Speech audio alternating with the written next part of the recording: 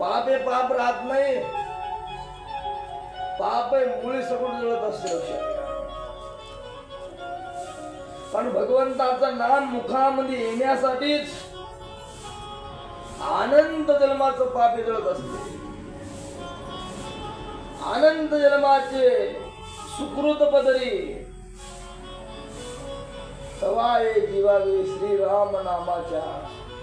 आनंद जन्माचं जे पाप होत ते पाप नाहीस करण्याचं सामर्थ्य नामामध्ये आहे. म्हणून नाम साधना फार महत्त्वाची. लक्षात घ्या, मी मंगाई म्हणलो होतो, जीवनात गुरु कळाला म्हणजे देव कळाला. गुरु कळाला म्हणजे देव कळाला. कारण गुरु हा संत गुळीचा राजा, गुरु हा प्राण विसावा माझा. गुरु विन देव तुझा नाही पाहता.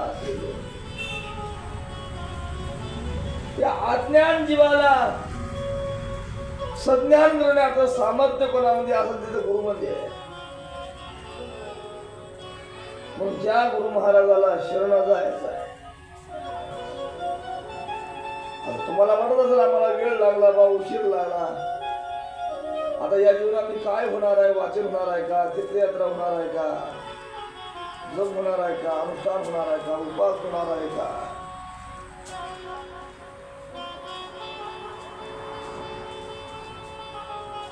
काही न लगेत माईक पदार्थ. फक्त बसल्या बसल्या भगवंताचं नामचिंतन जरी केलं तरी सर्व पुण्य सर्व फळ या ठिकाणी मिळते. सर्व साधनाचे सार अनुभव सिंधू उतरी पार. भगवंताचं नाम हे सार आहे. सर्व माझे सार नाम श्री हरीचे आणि अखंडित वाचे जपकरे. त्या भगवंताची जी नाम साधना आहे. कारण नाम घेता पाऊल टाके आणि येत नाही पाऊला पाऊले. गुरु महाराज सकाळी उठल्या रोज स्नान करायचे, तुळशीला पाणी वाहायचं, तुळशी भार पवित्र आहे. तुम्ही आम्ही उदबत्ती लावू नका, धूप लावू नका, धूप लावू नका, प्रसन्न नका, गंध नका. नुसतं पाणी जरी त्या तुळशीला टाकलं तर ते फळ देणारे आहे. तुळशी मोक्षदायिनी आहे, पण तुळशीला पाणी टाकणं फार गरजेचं आहे. लक्षात घ्या.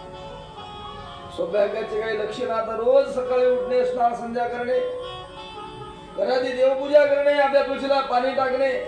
का करायची देवपूजा? आपल्या घरामध्ये सुख शांती समाधान जर लागत असेल त्या घरामध्ये शांतता महत्वाची आहे. त्या घरामध्ये सुख महत्वाचं आहे.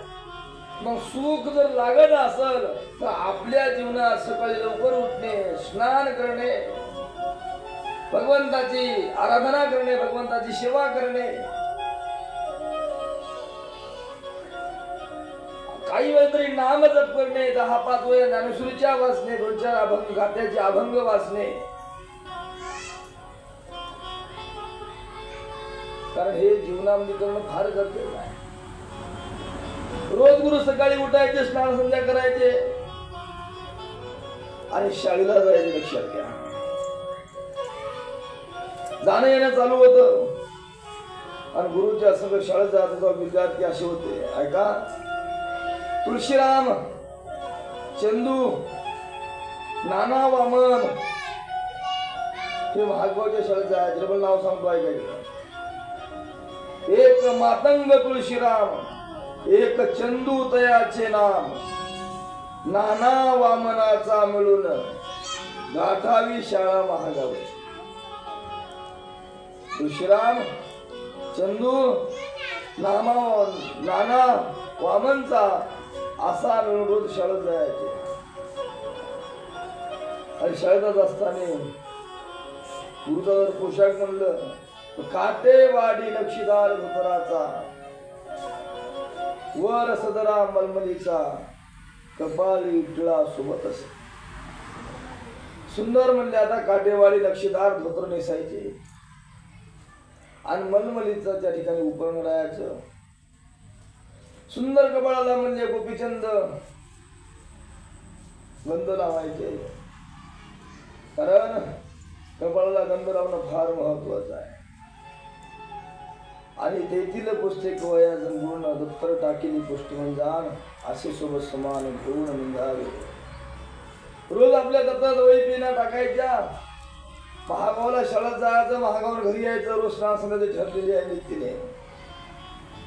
आणि गुरुच्या संगीत असणारी देवाची माणसाची नावे सांगितलेली. महागावी जाण्या पक्का साथीदार काशीबा मोतीराम मेनकर, त्याने द्यावे महाराजाचे दत्तर गंभीरदार स्वभाव द्या. तर गुरुच्या संगतीमध्ये शाळेत जायसाठी काशीबा मोतीराम मेनकर जायचे. आणि शाळेत जात असताना फार त्या काशीबा मेनकरचा स्वभाव गमतीदार होता. आणि गुरुचं दप्तर हातामध्ये घेऊन गुरुला संग घेऊन जाणं आणि संग घेऊन येण्याचं काम करायचं. आणि महागावला शाळा जर म्हणलं तर मडके गुरुजी शाळा शिकत होते. 11 वाजता शाळा भरावी, 2 वाजता म्हणजे सुट्टी व्हावी, 4:30 ला शाळा सुटावी. शाळेची वेळ सकाळी 11, दुपारी 2 वाजता सुट्टी व्हायची आणि 4:30 वाजता शाळा सुटायची. गुरुच्या संगतीमध्ये शाळेत जाण्यासाठी विद्यार्थी होते रामजी सुतार आणि ब्राह्मण कन्या 2 पांडेताई पाटलाची बाई मिळून येथे जाती महागावास. रामजी सुतार होते, ब्राह्मणाच्या 2 कन्या म्हणजे मुली होत्या आणि पाटलाची बाई मिळून अशी 4 जण जाणे येणं करायची. आता याचे नाव आपल्याला परफेक्टच माहित नाही, जितके सांगितलं आपण करत नाही. रोज शाळेत जायचं, शाळेतून यायचं, असा रोजचा आता सण म्हणजे विश्वशील 40-42 वर्षाला झाले. शाळेत जाणं, शाळेतून येणं असा नित्यनेम गुरुचा चालायचा. आणि 12 वर्षाचे गुरु असताना त्या शाळेत जाऊ लागले. आणि जात असताना पाटलाचं शेत आहे ना आपल्या, धरला रस्ता महागावाचा, पाटलाच्या शेती वृक्ष आवळ्याचा, भार आले फळाचा वृक्ष तयाशी. पाटलाच्या शेतामध्ये आवळीचं झाड होतं आणि ते झाड 12 फुटी लांबीचं म्हणजे उंचीचं होतं. आवळ्याला बहाराला फुलं फळं आले आणि सर्व त्या आवळीला खाण्यासाठी इच्छा मुलं प्रगट करायची. त्याच रस्त्यावरून शाळेत जाणे, त्याच रस्त्यावर शाळेतून घरी येणे. आणि असं करत असताना एक दिवस गुरुच्या मनातही आवळ्या खाण्याची इच्छा झाली, मुलांच्याही मनात आवळ्या खाण्याची इच्छा झाली. आणि सर्व मुलांना निघाले. गुरु जरा लवकर निघाली आणि जाऊन त्या आवळीच्या बाजूला एक आमराई होती, आंब्याची बाग होती. आणि आंब्याच्या बागेमध्ये गुरु बसले आणि गुरुनं त्या भगवंताचं ध्यान लावलं. परमपिता परमेश्वराला आठवलं, ध्यानस्थ बसले, शांत एकाग्र मन केलं, भगवंत ध्यानात आणला. काही वेळ मुलाला येण्यासाठी वेळ लागला. आणि हे रोजचे जे मुलं होते त्या रोजच्या मुलाला वेळ लागल्याने 4 मुलाला सांगितले. या मुलाला वेळ लागला होता आणि वेळ लागल्यामुळं तितक्यात त्या 12 फुटावरच्या खाली आवळ्याचा फाटा खाली पडला. सर्व मुलांना आवळ्याचं झाड पाहिलं, आनंद झाला की आवळे खाण्याची आपली इच्छा झाली, आता आपल्याला आवळे मिळाले. सगळ्यांनी आवळे घेतले. पण आवळे घेतल्यानंतर सर्वांनी शंका केली, बघ आता एकनाथ कुठं आहे, कुठं बसला. तर गुरु शांत झाला का निवांत, एकांत निवांत लक्षात घ्या. भगवंत जर साधायचा असेल तर जीवनामध्ये एकांत फार महत्वाचा. कारण लोकांतामध्ये देव सापडत नाही, एका लोकांतामध्ये शांत मन होत नाही, एकांत लोकांतामध्ये मन एकाग्र होत नाही. चित्ताची स्थिरता होत नाही तेपर्यंत चित्त आणि मन हे एकाग्रता होत नाही, शांत होत नाही तेपर्यंत आपल्या मनात दुसरे विकार असतात. कारण मन चंचल आहे. मन चंचल चंचल जाता येता न लगे वेळ. या मनाला स्थिर करण्यासाठी तो सोपा आहे का? नाही. मग या मनाला जर स्थिर करायचं असेल तर फक्त भगवंताची कृपा लागते किंवा साधूची कृपा आहे का आपल्या गुरुची कृपा असं तर मन स्थिर अन्यथा होत नाही. तुम्ही आम्ही सर्व या कथेमध्ये बसून आहोत पण आपलं मन नाही. आपलं मन नाही दिशेने फिरते कारण मन चंचल आहे. भागवतामध्ये काही चंचल सांगितले ज्याच्यामध्ये मन चंचल आहे. पण कुठेही बसल पण भगवंताच्या नामावर बसत नाही, भगवंताच्या पायावर स्थिर होत नाही. म्हणा सज्जना भक्ते पंतेची जाना. तुकोबारामने म्हणा नको नको गुंतू, नको नको म्हणा गुंतू माया जाळी. म्हणा या माया जाळामध्ये गुंतू नको. तू तर काय कर म्हणा ते धाव घे राही विठोबाच्या पाय. त्या भगवंताच्या पायावर जाय तर पायाला फार किंमत दिलेली आहे. त्या भगवंताच्या पायावर आवळे मुलाने खाल्ले गुरु कोडा एकनाथ कोडा एकनाथ कोडा आहे. तेव्हा गुरु शांत निवांत एकांत झाडाखाली बसले.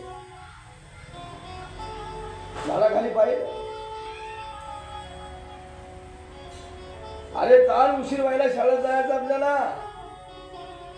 आणि हसून मुलं म्हणले अरे बाबा आवळे आज मस्त खायला मिळाले. पण जाताना जे मुलं होते या मुलांनी विचारलं म्हणजे आवळ्याचा फाटा कसा काय पडला असं, आवळ्याचा फाटा कसा काय पडला असं, आवळ्याचा फाटा कसा काय पडला असल. आता मुलं होते चंदू, नाना वामन, तुळशीराम, काशीबाजी येनकर नाही का, रामजी सुतार आणि पांडेताई पाटलाची बाई मुलून अशी 4-5 जण होते. शाळेत बदली अभ्यास सुरू झाला आणि सर्वांचं मनात विसरलं, फाट्यावरच विसरलं. पण सर्व सायंकाळी 4:30 शाळा सुटली. आता घराकडे यायचं आणि घराकडे यायचं आणि विचारायचं म्हणजे की फाटा कसा आहे का मला विचारायचं. मुलं तेव्हा जिद्दी होते ना, फाटा 12 फुटावरचा पल्ला कसा. आणि सर्व मुलांना विचारले आपण आता विचारू. काशीबाईंकरने विचारलं की आता आपण पुढे शपथ घालून विचारू.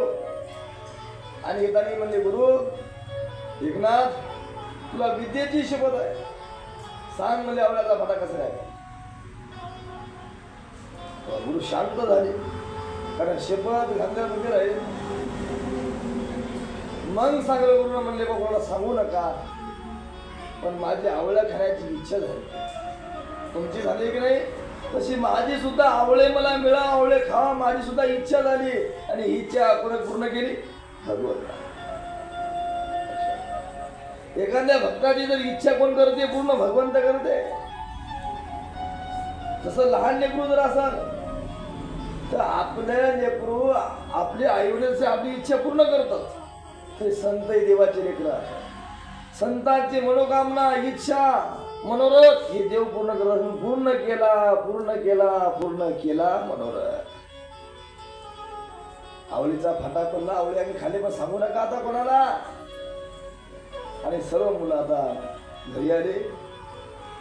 रोज त्यानं जाणार रोजनं कारण गुरुनं आपल्या जीवनामध्ये षडू विकार जे काम क्रोध लोभ मच्छर अहंकार दंभ हे विकार जिंकले होते, त्याच्यावर मात केली होती. आणि साई करायचं असताना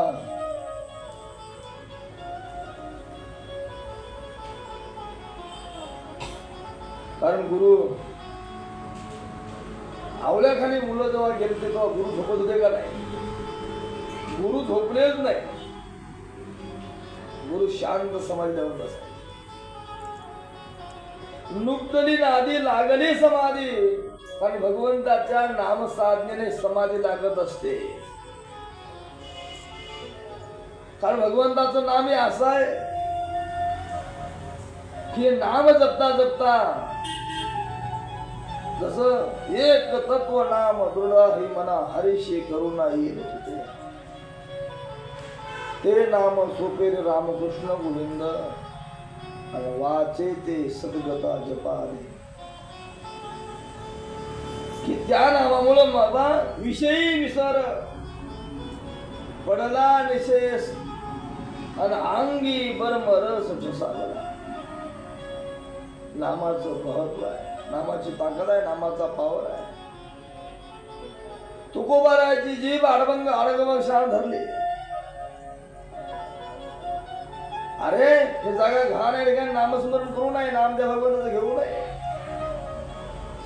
पण तुकोबारांनी मी काय करू, माझी मजबूत झाली अनाली वाचा आणि छंद या नामाचा घेतला शिकवा लागला असे. आपोआप माझ्या मुखातून नाम बाहेर पडते. आता अडबंग शहाणा जीभ धरल्यानंतर तुकोबाराच्या रोमा रोमातून विठ्ठल विठ्ठल विठ्ठल विठ्ठल विठ्ठल असा आवाज येऊ लागला. ऐका कशामुळं, कारण सर्व इंद्रिय विठ्ठल रूप झालते. रोमा रोमात हा विठ्ठल भरला होता. मग तुम्हा आम्हाला सुद्धा संत महात्मे अवतारिक पुरुष होते, महात्मे होते. पण तुमच्या आमच्या संग राहून आपल्याला दिशा दाखवण्याचं काम हे संत करत असतो. तसं आम्ही वैकुंठवासी आलो याचं कारण असे, बोलिले ते ऋषी साच भावे वर्तावया. पण तुम्हा आम्हाला सन्मार्गी लावण्याचं काम हे संत महात्मे करत असतात, नाही का. पुरुष शांत बसले आणि त्यानंतर शाळा सुरू झाल्या. आईची शपथ घालून सर्वांना आईची शपथ घातल्यामुळे मुलं सांगायचं काम बनलं ना. आणि खंडाळीन मावशी आणि मुक्ताबाई मुळाण्यामध्ये राहायचे, म्हणजे एवढी काय ती परिस्थिती नव्हती. शेतामध्ये काड्या कचरा टेचणे, गुरु सुद्धा कामाला जायचे. आता गुरु लहान असताना काय बालपण होता ना, तेव्हा कामाचा कळायचा की दोघांच्या मनात पात घ्यायची.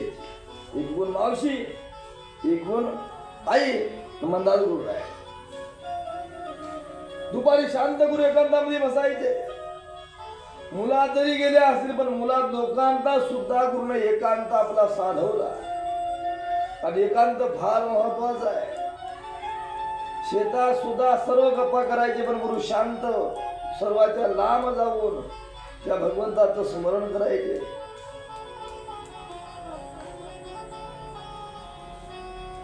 आणि सांगितलं गुरुनं, आवळे खाण्याची माझी इच्छा झाली आणि भगवंता इच्छा पूर्ण करतो.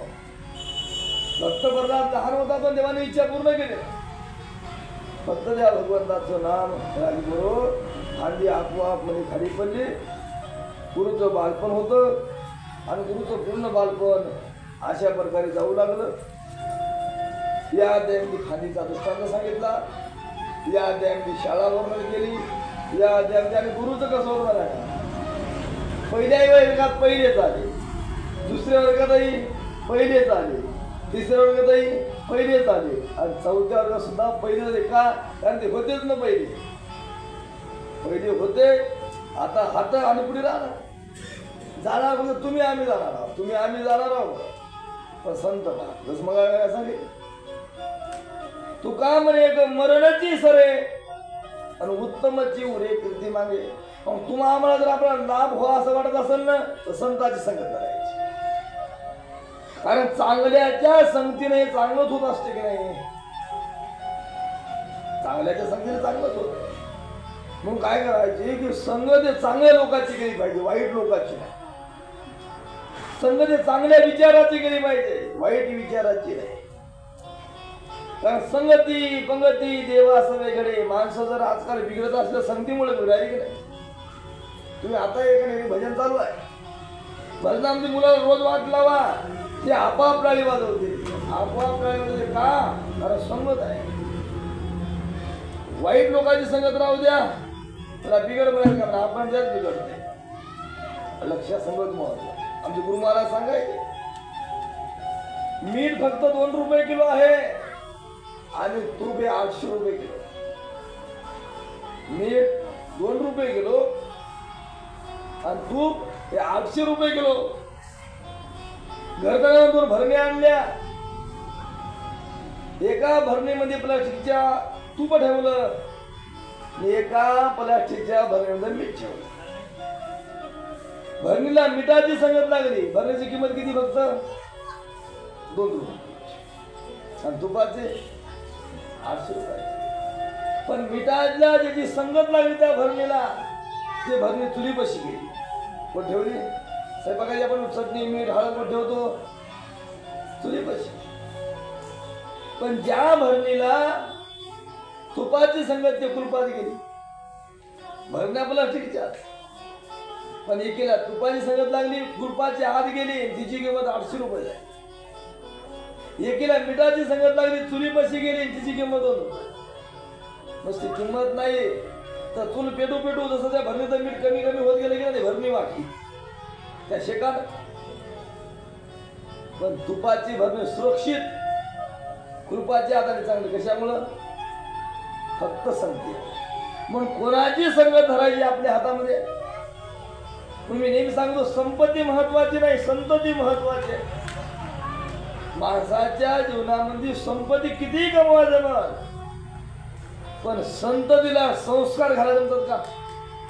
म्हणून आधी आपल्या मुलाला, आपल्या संततीला संस्कार फार महत्वाचे.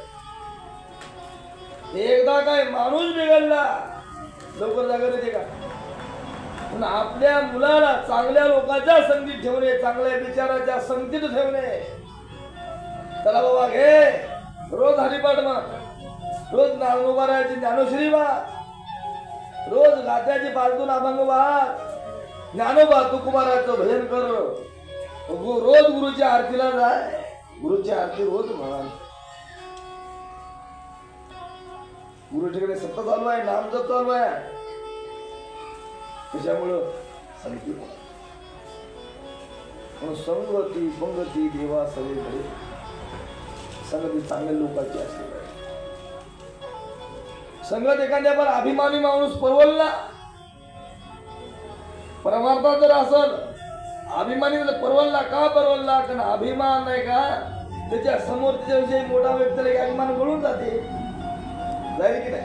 आता एखाद्याला ज्ञानाचा अभिमान आहे, पण त्याच्यापेक्षाही ज्ञानी माणूस त्याला मिळाला समोर, त्याच्या अभिमान राहिले का की त्याच्या समोर बाबा त्यापेक्षा मोठा राहिले. एखादा वादक आहे, पक्वाचा होते, पण त्याच्यापेक्षा बी एखादा वरचढ पक्वाचा आला, त्याचा अभिमान राहील का? एखादा गायक आहे, गायकाला अभिमान आहे काय? पण त्या व्यक्तीसमोर ते समोरचा पेक्षा बेस्ट चांगला गायक, उत्तम दर्जाचा गायक असा त्याचा अभिमान राहील का? पण अभिमान कमी होईल ना. आणि देवानं काय केलं? या निसर्गामध्ये असे किमयागी एकापेक्षा एक माणसं असे निर्माण केले. लक्षात घ्या. म्हणून अभिमान तर मुळात माणसाला गर्व नकोच आहे. का गर्व? कशामुळे नको आहे हे तर काहीच राहणार नाही. अरे देवाची सोन्याची तारका जरी असं पाण्यात बुडाली, रावणाची सोन्याची लंका होती जळाली, मग सोनं तर राहिलं का? देवाची सोन्याची तारका पाण्यात बुडाली, रावणाची लंका जळाली, तुमचा आमचं कुठं घेऊन बसता? काल आपला अभिमान असावं का? आपल्याला अभिमान अजिबात नसला पाहिजे. माणसाने जीवन अभिमान रहित जीवन जगलं पाहिजे जर भगवंताची प्राप्ती व्हायची असेल. तुम्हाला आम्हाला देव फायदा असेल ना तर अभिमान नको. अभिमान गेला तुका म्हणे देव झाला. लक्षात घ्या. पण अभिमान एखाद्याचा अभिमान कमी करायला जमल, गर्व कमी करायला जमल, पण कपटी माणसाची संगत नका. कारण कपटी माणसाची संगत अजिबात नका करण्याचा. माणूस वरून कसा आहे समजते का? कपटी माणसाच्या अंतःकरणात कपट निघेल याची गॅरंटी आहे. गर्व कमी होईल पण कपट कमी होत नाही. म्हणून कपटी माणसाच्या संगतीत नसलं पाहिजे. आपलं अनहित करणे, दुसरे लोक आपलं अनहित करत नसतात. आपलं बाहेर चांगलं व्हायला व्हायला लोकांना बरं काय वाटतं? काय गरज आहे प्रकारच्या लोकांना? आपलं चांगलं व्हायला आपल्याच लोकांना बरं दिसत नाही. आपलं चांगलं व्हायला आपल्याच लोकांना बरं दिसत नाही. दुसऱ्याला काय करायचं? रावण जर मरण पावला नको कोणाच्यामुळं? अरे विभीषणाला सांगितलं ना, विभीषण घर का भेदी लंका. विभीषण परशुराम देवाला सांगितलं तेव्हाच रावण विभीषणामुळे गेला.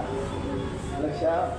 म्हणून गुरुच्या ठिकाणी रोज जायचे आणि शाळेचा विजय चालू होता. पुढं शिक्षण पूर्ण चालू होतं आणि या 10व्या अध्यायाने सांगितलं कानूनंदन म्हणजे किसनरावजी पाईकराव ग्रंथाचा कवी आणि म्हणजे मला सहकार्य म्हणजे आता आईसाहेब हिमालबाई पाटील हे मला सहकार्य केलं. वानखेडे साहेबांना सुद्धा या ठिकाणी आधी सहकार्य लाभलं. आमना असणारं कुळदैवत श्री संत बलखंडी महाराज. बलखंडी आपल्या गावाचे ग्राम दैवत म्हणजे 2 अट्रॅक्शन.